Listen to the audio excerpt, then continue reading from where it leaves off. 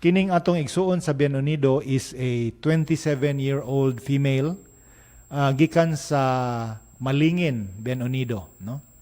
So kini siya nanganak didto sa iyang barangay sa usa ka probably a lying-in center dinabangan sa midwife apan tungod kay kaluha unya dunay pagkalisod sa pagpanganak gidali siya og dala didto og gi-refer sa Del Valle Hospital sa Ubay, no?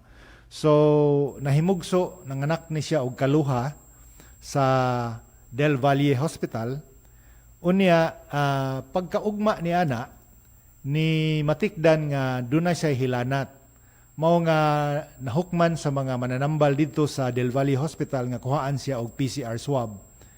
Unya by a few days later na pagkaugma sad nawala na sa diyang hilanat unya lig-on na siya iyang kahimtang. So gipapauli siya sa ilang lungsod balik sa Bienvenido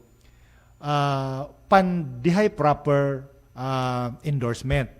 Unya mao gihapon bisan pagpauli niya tungod kay diha siya murag suspect siya gisugat siya sa driver on PPE unya mga safety protocols ang gihimo o gibalik siya on home quarantine sa iyang balay tungod lagi kay doon naman siya kaluha nga newborn, no, dito. So nadawat ang resulta ni adtong Sabado mao nga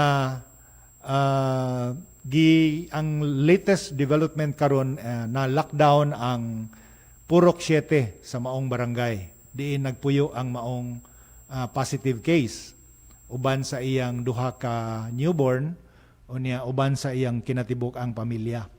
So matod sa atong contact tracing sa maong pasyente, initially do na siya 17 nga close contacts, no?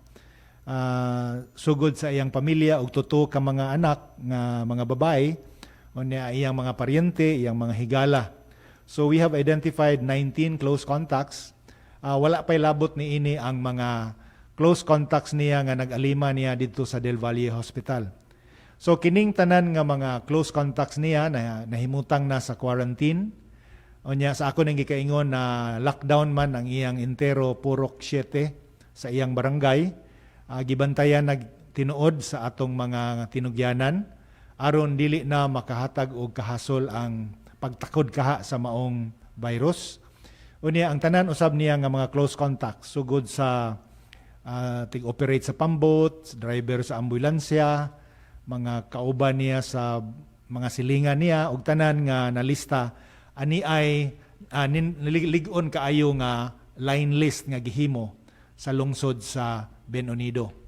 Og matag karon ug unya gisigihan nato og follow up aron pagpaniguro gyud nga ma-contain ang maong kaso didto sa ilang purok ug ang tanan sa ako nang gikaingon ang tanan usab nga mga close contacts are already placed on strict quarantine. Mausab ang kikahinabi sad nato ang hepe sa Del Valle Hospital si Dr. Elie ang tanan usab nga mga hingtungdan nga nakahatag og serbisyo sa maong pasyente while she was delivering her baby is also placed already